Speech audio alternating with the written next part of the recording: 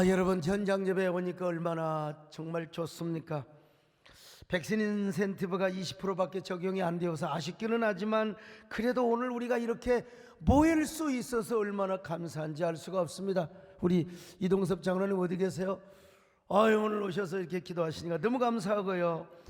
저는 여러분과 함께 현장 예배 드릴 걸 생각하니까 저는 어제 저녁에 막 자다가 깨다가 진짜 잠을 설쳤습니다. 오늘 주보에 쓴 글대로 저는 까치 목사가 되어서 엄지 성도들을 가슴 설레며 애태우며 기다렸습니다. 참 일부부터 이렇게 동일하게 나오는 성도들을 보면서 참 우리 성도들 대단하다. 저는 앞으로도 엄지 성도들을 기다리고 계속해서 기다릴 것입니다. 마치 집 나간 클레멘타인을 기다리는 늙은 아비의 마음을 가지고. 여러분, 클레멘타인이라는 노래 아시죠?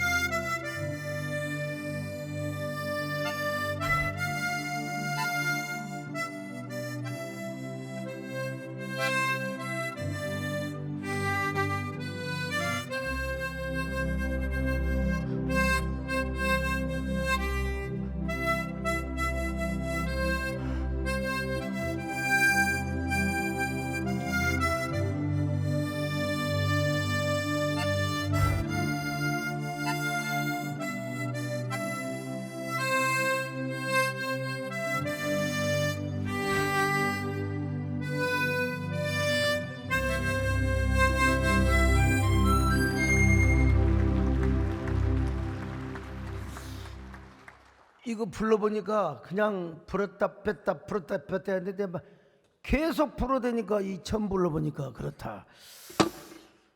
어쨌든 오늘 설교 제목이 그대 왕관의 보석. 정말 듣기만 해도 가슴 설레요. 저는 이 설교를 마음속으로 여러 주 준비했습니다. 예배가 언제 회복될 것인가. 또 2주 연기되고 또 연기되고 이제 마음속으로 계속 준비하면서 예배가 회복이 되는 첫 주의 설교를 하려고 기다리고 또 기다렸습니다. 오늘 설교의 결론부터 말씀드리자면은 이 자리에 오신 여러분 모두가 다 하나님의 왕관에 박힌 보석이라는 거예요. 보석 같은 여러분이 주님의 몸된 교회를 지금 빛나게 하고 있습니다. 여호와의 땅, 영혼의 토포필리아 현장 예배를 여러분들이 지금 빛내주고 있단 말입니다. 이 얼마나 영광스럽고 복된 말씀입니까?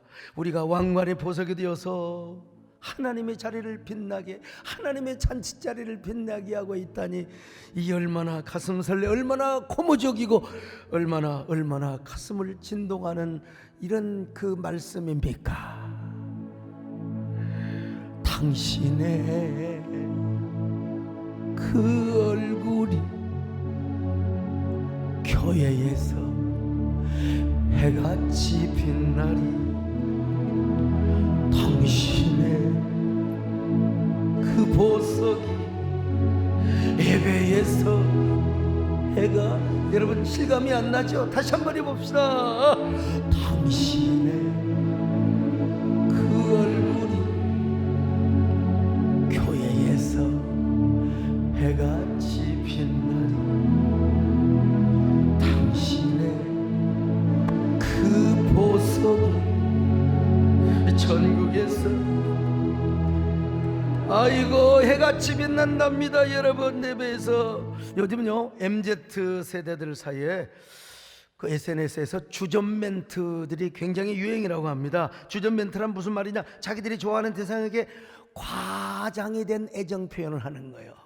오늘 저도요, 오늘 왕관의 보석주의를 맞이해서 보석 같은 성도님들에게 저의 사랑을 담은 주전 멘트를 몇 가지 좀 고백해 보려고 합니다. 오랜만에 우리 성도님들의 얼굴을 보니 벽이 보여요. 완벽. 사랑하는 성도님들, 지금 저에게 왜 피를 내리시는 거지요? 심장마비. 안 되겠어요. 우리 이따 냉동 창고에서 만나요. 성도님을 보면 제 심장이 녹아버릴 것만 같거든요. 우리 교회 성도님들 정말 징한 사람들입니다. 징해보러 Amazing. 어마마마마 성령들 얼굴에 풀이 묻었어요. Beautiful, Wonderful. 성도님들, 오늘 우리나라 초콜릿 회사 다 망했다는 거 아시죠? 성도님들이 너무너무 달콤하셔서. 마지막입니다. 저 성도님들 때문에 오늘 포폴에 마취된 것 같아요. 우리 연주 의원님도 마찬가지. 포폴에 마취된 것 같아요. I love you so much. 여호와는 너에게 복을 주시기를 원하니 너를 지키시기를 원하시니 여호와는 그 얼굴을 너를 향하여 주세요. 은혜와 평강 주시기를 원하노라. 참 더 부르고 싶은데 시간상 오늘 스가랴서 말씀 전반부에서는요, 하나님께서 무서우신 하나님 이방나라 심판하겠다는 거예요. 근데 9절부터는 우리 예수님께서 평화롭고 겸손한 왕이 되시고 낙이 타러 메시아로 오셔가지고 아주 겸손하고 온유한 모습으로 이제 어디에 예루살렘에 입성하신다는 말씀이 나와요. 자, 스가랴서 9장 9절입니다. 시작. 시온에 따라 크게 기뻐할지어다. 예루살렘에 따라 즐거이 부를지어다. 보라, 내 왕이 내게 임하시나니 그는 공의로우시며 구원을 베푸시며 겸손하여서 나귀를 타시나니 나귀의 작은 것 곧 나귀 새끼니라. 그래서 이 예언대로 예수님께서 나귀를 타고 예루살렘에 입성을 하셨어요. 백마 타시고 건장한 적토마 이런 거 안 타시고 나귀 새끼를 타고 왜? 겸손한 메시아의 모습을 보여주었습니다. 저도 성지순례 가서요, 벳박이 언덕에서 예수님의 낙이 타고 예루살렘에 입성하는 모습을 나도 한번 재현해보자, 흉내내보자. 근데 저놈의 낙이 새끼가 하도 꼬라지가 심해가지고 말이지, 그냥 자꾸 그냥 흔들어대니까 내가 좀 약간은 속으로 쫄았어요. 좀. 예, 겁먹었어요. 아무튼 근데 누가 저렇게 하겠습니까? 정말 제가 다 돈 들여서 막 호산나 해주잖아요, 여러분.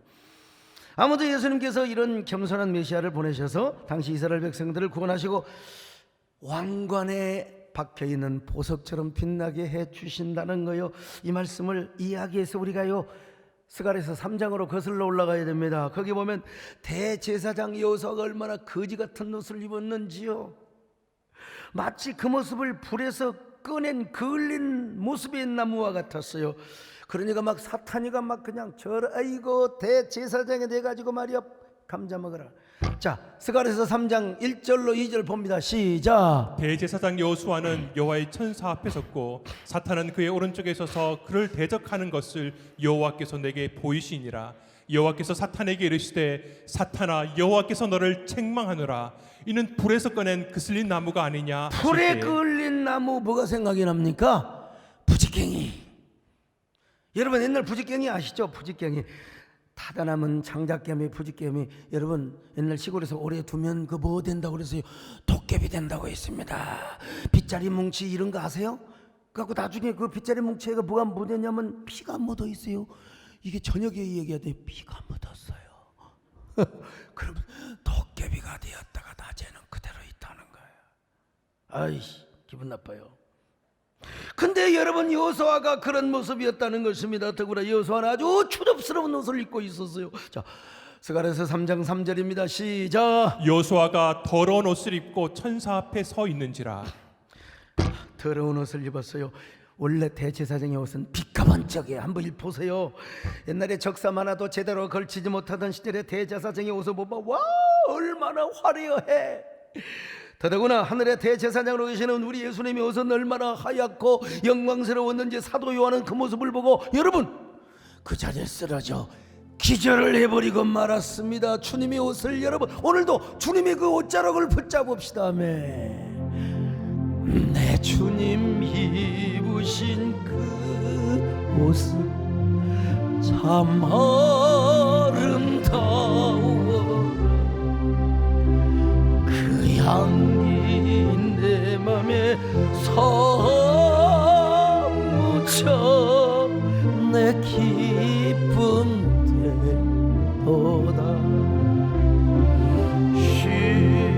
시온성보다 더 찬란한 저 천성 떠나서 이 세상 것이 예수님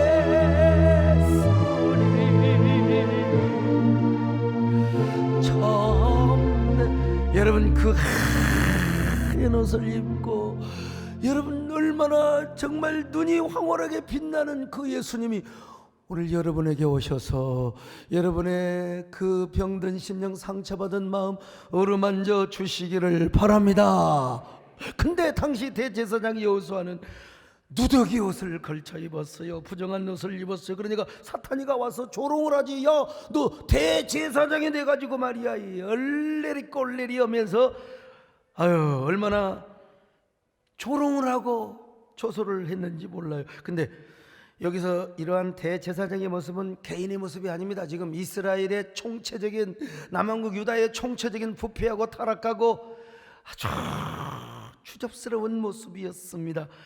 왜 그랬을까? 이유는 딱 하나입니다. 16년 동안 하나님의 성전 건축하다가 중지됐어요. 그러니 무슨 예배를 드리겠습니까, 여러분?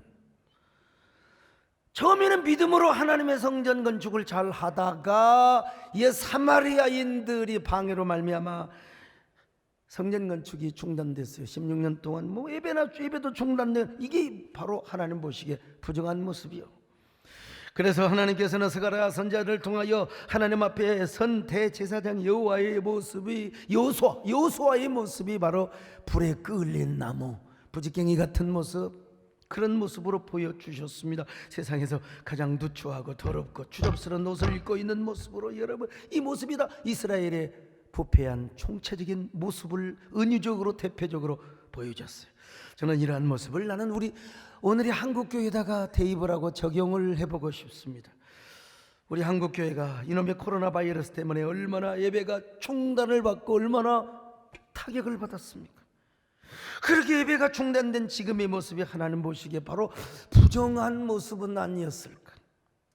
마치 교회들이 여호수아처럼 부정한 옷을 입고 있었던 것은 아니었을까 하고 한번 생각을 해보는 거예요. 물론 우리 한국교회는 전염병 가운데에는 안전한 예배를 드려야 됩니다. 칼빈처럼 쿼런틴 시스템을 잘 해서 여러분 이웃의 생명과 건강을 지키는 사명도 필요합니다. 그러나 과연 우리는 이 코로나 상황 속에서 예배를 얼마나 존중히 여겼는가? 얼마나 코로나 위기 상황 속에서 예배를 위하여 목숨을 걸고 예배를 지키려고 했는가? 이러한 모습을 통시적으로 다시 생각해 봐야 돼요. 물론 제가 드리는 말씀은 바리새적 중세적 사고로 무조건 현장 예배만을 강행하자는 그 측면에서만 이야기하는 것은 아닙니다. 다분히 공간의 권위와 예배의 외적 전통만을 지키기 위한 그런 차원에서만 그렇다면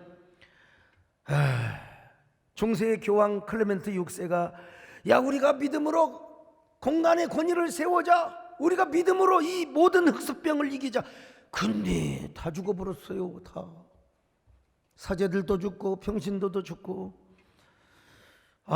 그러면 우리가 클레멘트 6세와 같은 이러한 우를 범해서는 안 되는 거죠. 또 반대로 아예 우리는 그냥 코로나 핑계대고 예배 드리지 말자 이거요. 이런 사람을 가리켜서 21세기 연구 목회연구소 소장이신 김두현 박사님은 백기파라고 그래서 백기파. 야 이때 좋다. 차라리 코로나 핑계대고 예배 드리지 말자. 이게 뭐요? 하나님 보시기에 부지깽이 같고 초라한 추잡스러운 옷을 입은 여호수아의 모습이 아닐 수가 없습니다. 여러분 정말 아무리 코로나 상황이라더라도 안전한 예배를 드리면서 우리는 예배를 최고의 재산으로 여기 숭고한 가치로 오게 누구 말만 따라 목숨을 걸고 우리는 예배를 지켜야 됩니다. 사실은 공산주의 아니라 어떠한 총뿌리 앞에서도 이놈의 이 전염병이라는 애매한 이유 때문에, 경계선 때문에 참 우리가 참 굉장히 골머리를 많이 앓았습니다만 어쨌든 그래도 주어진 상황에서 나는 뭐 정부가 뭐 코로나 뭐 정치 방역을 한다 맞습니다 여러분. 그러나 그럼에도 불구하고 우리 교회가 더 선제적으로 앞장서서 얼마든지 예배를 더 살릴 수 있었다는 이야기를, 그래서 저는 주일날 7번 예배를 인도했습니다. 여러분 7번 목사가 몇 달 해보세요. 죽어납니다. 그리고 새벽 기도, 밤 기도, 낮 릴레이 기도, 여러분 얼마나 방역의 숫자를 지키면서, 저는 법을 지키면서 교회를 그렇게 계속 교인들을 감동시키고 움직였습니다. 그리고 낮에 또 총회장과 한교총 대표회장 역할을 제가 또 다 감당했습니다. 그러다 보니 저는 오랜만에 저 얼굴을 본 사람들이 저한테 뭐라고 한 줄 아세요? 서 목사님, 오랜만에 봤더니 얼굴이 폭삭 늙어버렸네요. 내가 봤더니 지는 할아버지야. 참, 여러분 작년 제 얼굴 한번 보여보세요. 야, 귀여워, 명석해. 어쩌면 저렇게 젊을 수가 없어. 진짜 내가 여자라면 너무 좋아하겠어. 근데 지금 보세요. 폭삭 늙어버렸다니까. 세상에. 뭐하니라, 나 나름대로 여러분 한국교회를 위해서 열심히 뛰었습니다. 그러나 제가 이렇게 열심히 예배를 지키려고 사력을 다했다 할지라도 여러분, 그러나 저나 여러분이나 어쨌든 우리 주님 앞에 불에 끌린 그슬린 나무처럼 보이고 누더기 옷을 입고 있는 대제사장 여호수아의 모습처럼 보였을지도 몰라요. 그거는 우리가, 그래서 우리는 이 코로나 기간에 예배 현장에 하나님의 임재와 운행하심이 있도록, 이건 청와대와 국회에 있을 수 없는 일입니다. 하나님의 임재, 하나님의 운행하심, 하나님의 생명의 신비, 예배의 거룩성과 전능성, 하나님 이걸 담는 교회가 바로 플랫폼 교회가 되는 거예요. 하나님, 그래서 우리 교회의 기름 부음의 역사가 임하게 하여 주시옵소서. 하나님의 임재와 운행하심으로 부정한 우리의 교회를 정결하게 하여 주시옵소서. 깨끗하게 하여 주옵소서. 얼마나 기도하고 얼마나 찬양을 했습니까 여러분. 주역에 운행하시네. 나 경배에 주 경배, 주역에 역사하시네. 나 경배, 주 경배. 우리 몸 만지시는 주, 나 경배, 주 경배. 우리 몸 치료하신 나 경배, 주 경배. 큰 길을 만드시는 주, 큰 기적을 행하시는 주, 그는 나의 약속 지키시는 주, 어둠 속에 빛이 되시는 그는 나의 할렐루야. 우리 손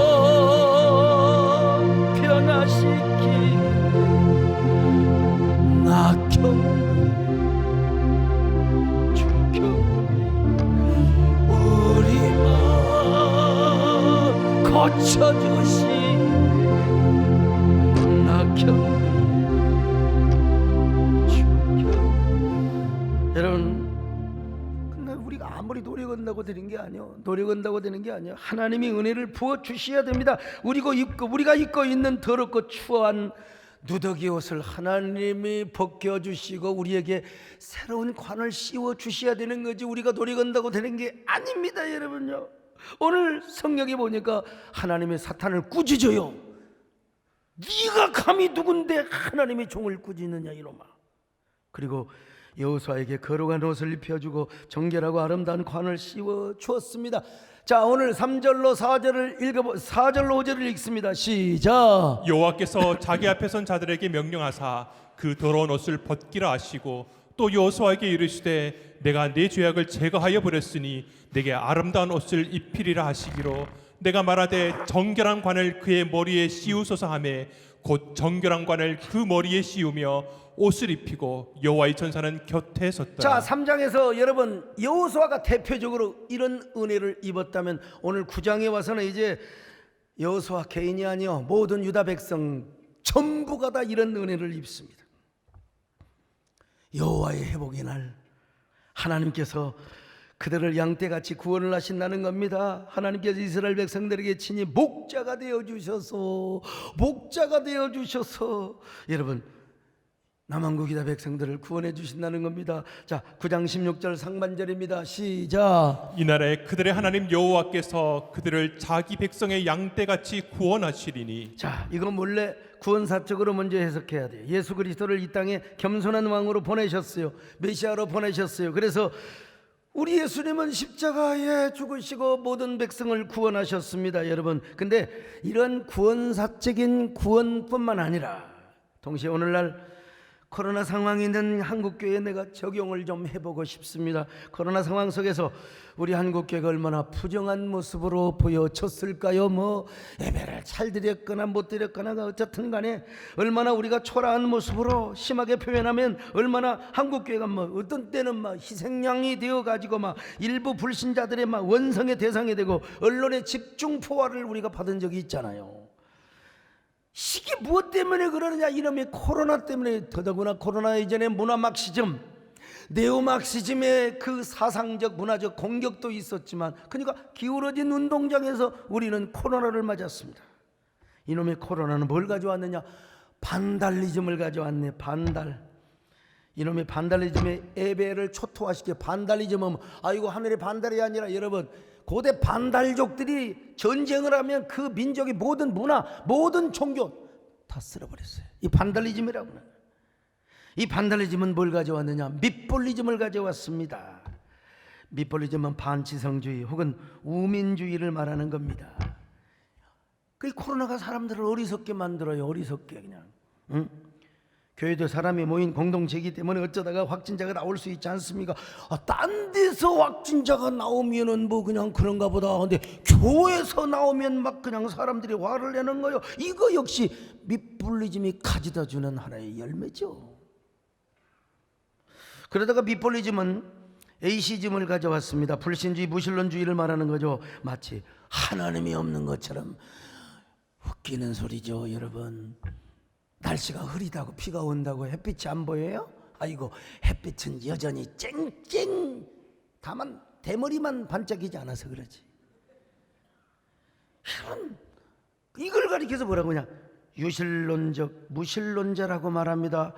아니, 하나님이 계시는데, 하나님을 믿었는데 하나님이 없는 것처럼 보여. 착각에 빠져. 여러분, 아닙니다. 여러분, 이 어지럽고 답답한 상황에서 하나님이 안 계신 것처럼 보일지 모르지만 천만의 말씀, 하나님은 지금도 섭리하고 계시고, 하나님 지금도 우리에게 시그널을 보내고 계시며, 지금은 하나님 우리에게 말씀하고 계시며, 지금 우리를 인도하고 계시며, 그리고 하나님의 절대 주권을 이 나라, 이 민족, 세계 만민 위에 펼치고 계신다는 것입니다. 여러분, 칭찬할 교회는 칭찬하시고 책망할 교회는 책망하시며 말이죠. 그 하나님께서 마침내, 그런데 중요한 건 뭐냐?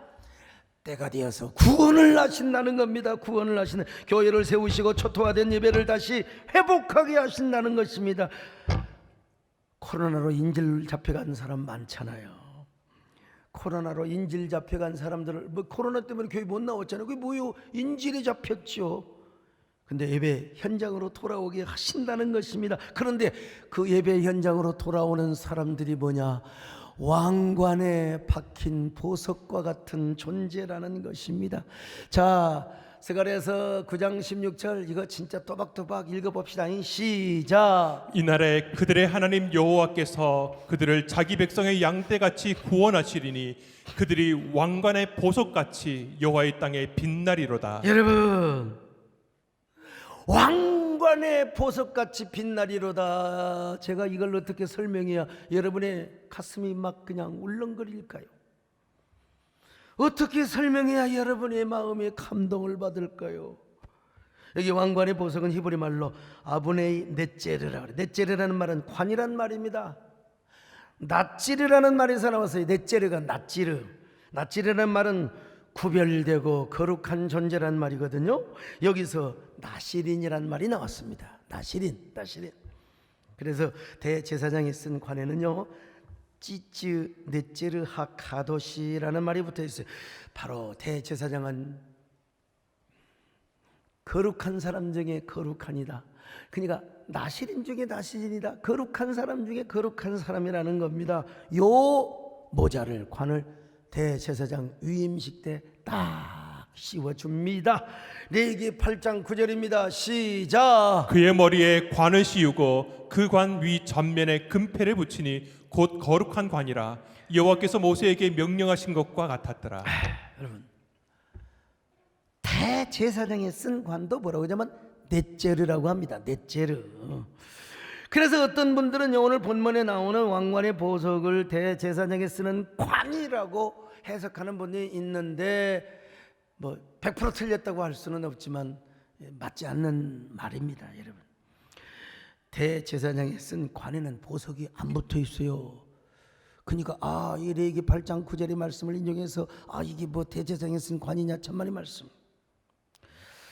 분명히 관은 관인데 그 관에 뭐가 있어요? 보석이 붙어 있어요.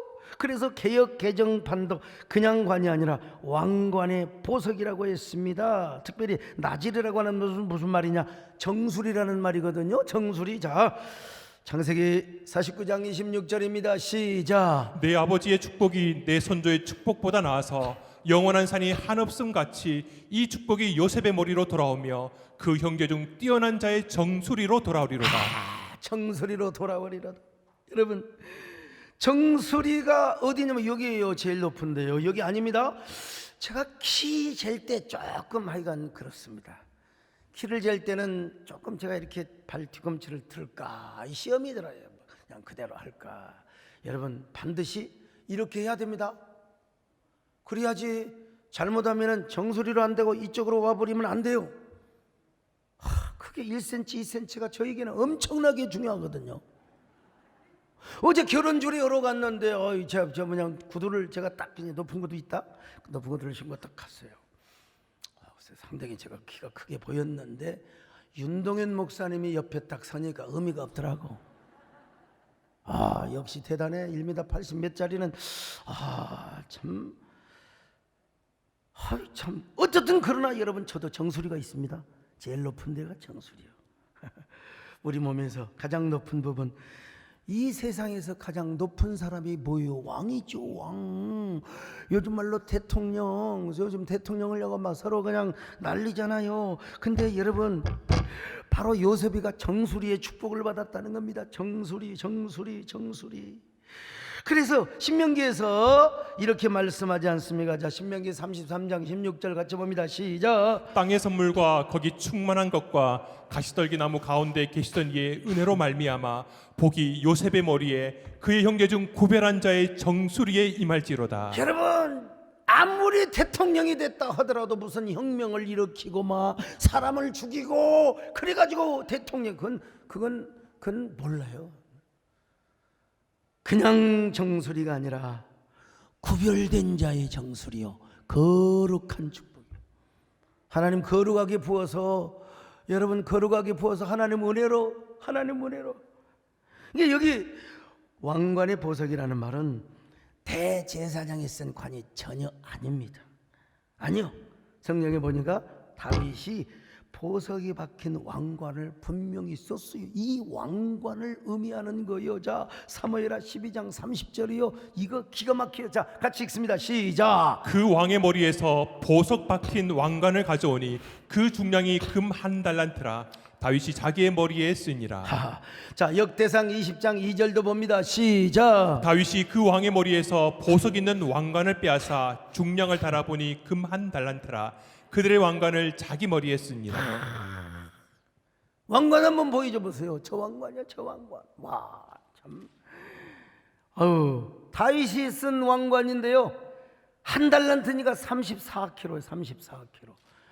여러분, 요즘 여자들 34kg 왕관 씌워놓으면 뭐가지 벌어집니다.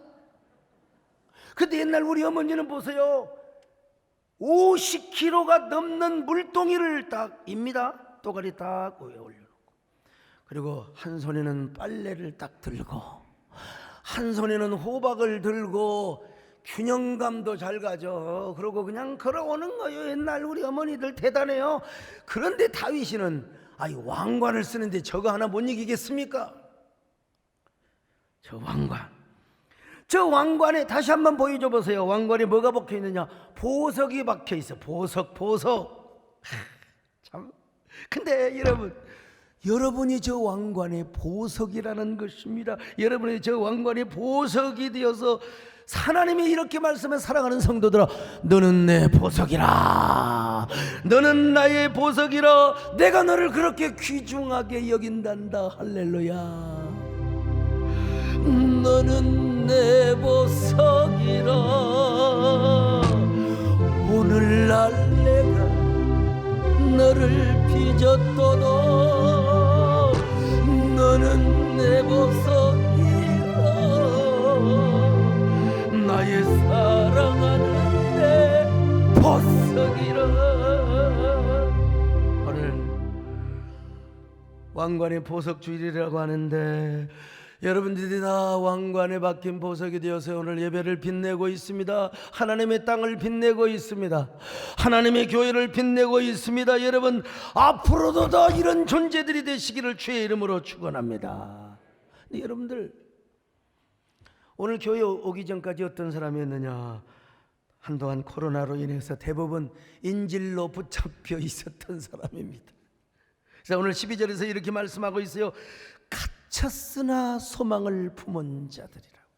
자, 스가랴서 9장 12절입니다. 시작. 갇혀 있으나 소망을 품은 자들아, 너희는 요새로 돌아올지니라. 내가 오늘도 이르노라. 내가 네게 갑절이나 갚을 것이라. 갇혀 있었대요. 근데 소망을 품은 자들이었다는 것입니다. 그리고 하나님이 요새가 어디입니까? 여러분, 교회죠. 예배처죠. 돌아오는 자들에게 우리 하나님 뭐라고 그러세요?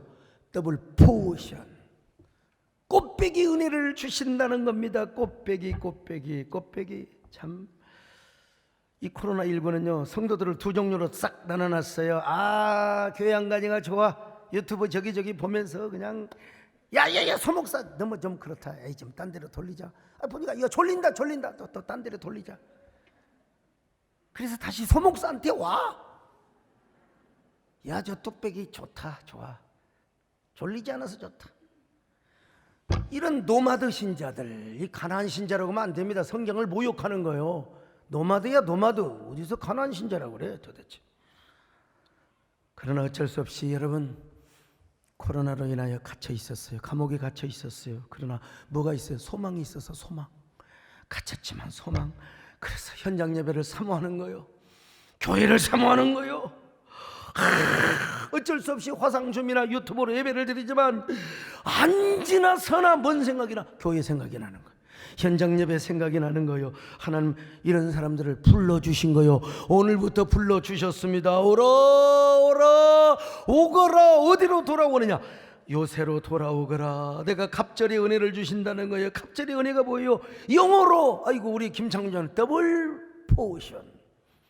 꽃배기. 제가 그 신학교 다니면서 이래봬도요, 그 숭일고등학교나 경신여고에서 제가 그 쓰레기 퍼날리는 리어커를 빌려가지고 쫙 광주에 가면은 신역 공판장이 있어요. 거기서 수박을 띄다가 오남동에서 팔아가지고 이제 수박이 좀 남아. 그럼 저녁에 기숙사생들 다 모여갖고 수박 파티 탁 해요. 이 소리도 그냥 나는 게 조는 사람 깨라고 하는 거예요. 그리고 여러분, 수박 다 팔아서 이제 돈을 좀 벌었어? 그거 좀 꼼쳐도 뭐 얼마 좋아요. 자, 배고픈 사람 다 모여요. 월요일 날 저녁에 다 모여요. 그래가지고 거기 바로 그 옛날에는 숭일고등학교 바로 앞에 중국집이 있었단 말이에요. 중국집이 있었는데 그 중국집에 다 모여. 그래갖고는 이제 제가 짜장면을 사주고 또 제가 짬뽕도 사주고 말이죠. 그것도 뭐 있더라, 국밥 이런 거 있잖아요. 근데 제가 그때 시킬 때 그냥 일반 양이 아니라 꽃배기를 시켜주셨다는 거예요. 저는 꽃배기 인생입니다. 기왕에 사람 사주는데 꽃배기, 짜장 꽃배기, 우동 꽃배기, 짬뽕 꽃배기, 그리고 옛날에 제일 인기가 뭔 줄 아세요? 국밥 꽃배기를 딱 하면요, 그거 먹고 나면 배가 얼마나, 나중에 국물까지 같아서 다 먹었어. 그거 먹고 나면 그렇게 아주 엔조이하고 얼마나 만족한지 몰라. 여호와는 나의 목자시니 내가 부족함이 없으리로다. 여러분, 그 말씀도 은혜가 되지만요, 꽃배기 국밥은 나를 배부르게 하였으니 내가 부족함이 없으리로다. 여러분, 한동안 갇혀 있었지만 예배의 소망을 가지고 오늘 현장 예배에 오신 여러분에게 하나님께서 곱배기 은혜를 주신다는 겁니다. 할렐루야. 곱배기, 물론 백신 맞지 못하고 뭐 또 나름대로 말 못하는 이유 때문에 아직 코로나에 갇혀 있는 사람, 그러나 여러분 사모하는 마음만 있으면 됩니다. 사모하는 마음. 예. 또 인원 제한 때문에도 다 올 수 없는 사람들, 그러나 여러분 현장 예배 오고 싶어하는 사모하는 그 마음만 있다면 여러분, 하나님은 그분들에게 찾아가셔서 곱배기 은혜를 주십니다. 곱배기 은혜를 주신다는 겁니다. 갑절의 은혜. 그런데 그 곱배기 중에 은혜가 바로 뭐냐? 오늘 왕관의 보석이 되어서, 할렐루야, 박혀 있는 겁니다. 자, 스가랴서 9장 16절 다시 봐요. 시작. 이날에 그들의 하나님 여호와께서 그들을 자기 백성의 양떼같이 구원하시리니 그들이 왕관의 보석같이 여호와의 땅에 빛나리로다. 그래서 여러분, 제 눈에 여러분들이 뭘로 보이느냐? 옛날에 건축할 때는 막 돈으로 보였는데 지금은 뭐 요 왕관의 보석으로 보이는 거예요. 왕관의 보석. 여러분들이 현장 예배를 지금 빛나게 하고 있어요. 그래서 오늘 화상 좀 싹 치워버렸잖아요. 여러분들이 얼마나 보석 같은 존재냐 이 말이요. 그래서 오늘 17절을 보니까 여러분요, 스가랴 선지자도 당시로서는요 어마어마한 주전 멘트를 했어요. 나 놀랬다니까. 자, 주전 멘트를 하고 있는데 한번 읽어볼까요? 자, 9장 17절입니다. 시작. 그의 형통함과 그의 아름다움이 어찌 그리 큰지 곡식은 청년을, 새 포도주는 처녀를 강건하게 하리라. 그렇죠. 발음을 잘했습니다. 오늘 1부 때는 발음을 잘못 해갖고 강건하게 하리라. 발음 잘해야 돼요. 여러분 보세요. 왕관의 보석 같은 성도들의 형통함과 아름다움이 얼마나 큰지. 자, 보세요. 곡식은 청년을 강건하게 하고 새 포도주는 처녀를 강건하게 한다는 것입니다. 이런 주전 멘트가 어디가 있어요? 청년은 곡식을 배불리 먹고 힘을 써야 되잖아요. 곡식이 청년을 강건하게. 이제 그런데 보세요. 새 포도주는 처녀를 강건하게 한다는 것입니다. 얼마나 멋진 표현이에요. 여러분, 저는 글을 쓰는 사람입니다. 옛날 이게요, 수천 년 전에 이런 주전 멘트가 어디가 있어요? 처녀는 그냥 봐도 아름다운데 처녀? 여러분, 처녀는, 아주머니는 아주 많이 보니까 아주머니인 거. 처녀는 처음 보니까 이 처녀가 그냥 보기만 해도 예뻐. 처녀는 그냥 보기만 해도 이쁩니다. 안 꾸며도 예뻐요. 그런데 화장도 안 했는데 새 포도주를 원샷으로, 묵은 포도주가 아니야, 새 포도를 원샷 한 딱 한 컵 먹어봐. 그러면 얼굴이 살짝 붉으스레, 화장 안 해도 얼굴이 붉으스레 예뻐요. 여러분, 처녀의 아름다움이 어디 있는 줄 아세요? 약간의 수줍음. 약간의 수줍어야지 여자가 연애할 때 말이야. 왜 이제 오세요? 그 여자 맛 다 간 겁니다, 여러분. 이제 오세요. 이래야 돼. 이게 여자예요. 이 여자가 지금 새 포도주를 한 잔 마셨으니 얼마나 수줍어하고 겸연쩍어요. 그러고서 그냥 미스김 사랑해요. 자, 그런 의미에서 제가 설교 말미에 다시 한번 주전 멘트에 도전해 봅니다. 성도 여러분, 제발 예배 드리러 올 때 지고 왔던 그 짐 좀 내려놓으세요. 너무너무 멋짐. 참 알아먹을지 모르겠어요. 사랑하는 성도들이여, 오늘 예배가 끝난다고 밖으로 나가지 마세요. 다른 사람이 보석을 훔쳐가니까. 성도님의 모습은 음계로 표현하자면 당신은 왜냐하면 당신은 도를 지나칠 정도로 이뻐서 미치기 직전이니까. 알 사람이 있는가? 사랑하는 성도 여러분, 제발 물 좀 마셔주세요. 당신이라는 꽃이 시들기 전에. 진짜 꽃이 피면 같이 웃고 꽃이 져도 같이 웃는 보석 같은 당신 때문 왕관이 빛난다. 그 다음에 이제 내가 이렇게 하는 거예요. 왕관이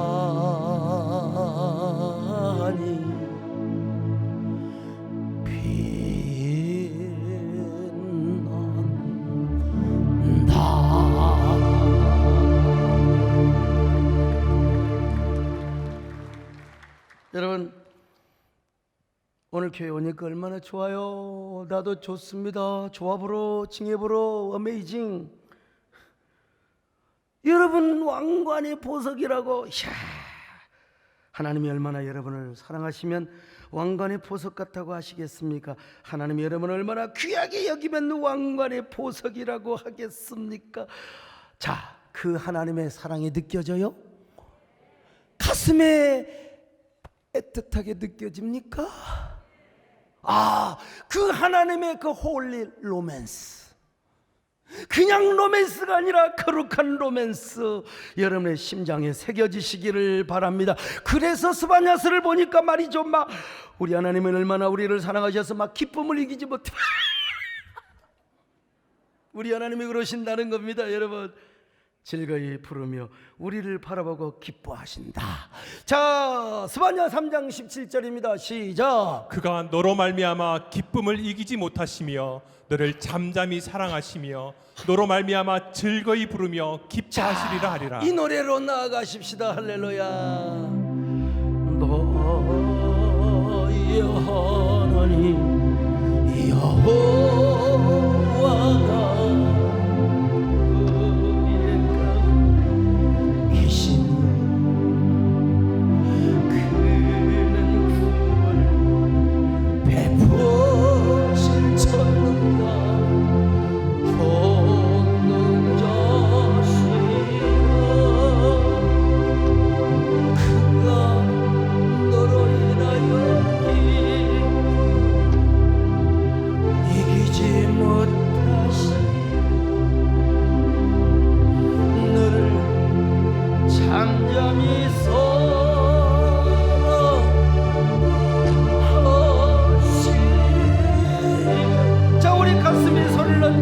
하나님의 사랑을 느끼세요. 즐거이 부르며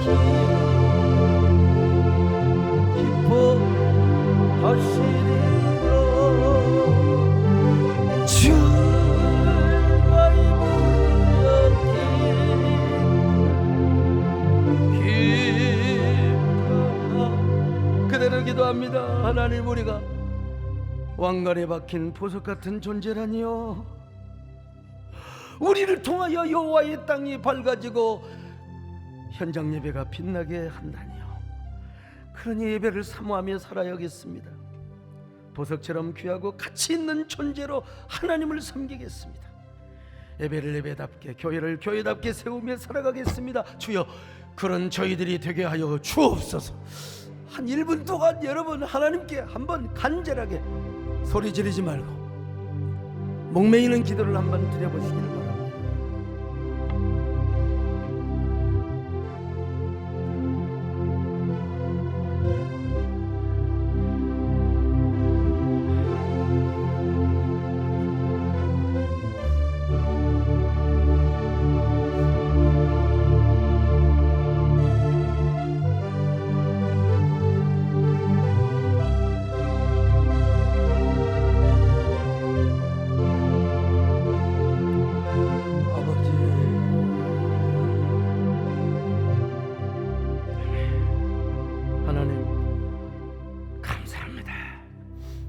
우리를 왕관의 보석처럼 귀하게 여기신 우리 하나님, 우리를 통하여 여호와의 땅을 빛나게 하신 하나님, 우리가 보석답게 우리의 믿음의 정체성과 자존심을 지키며 하나님을 섬겨나가는 저희들 되게 하옵소서. 예수님의 이름으로 기도 올렸나이다. 아멘.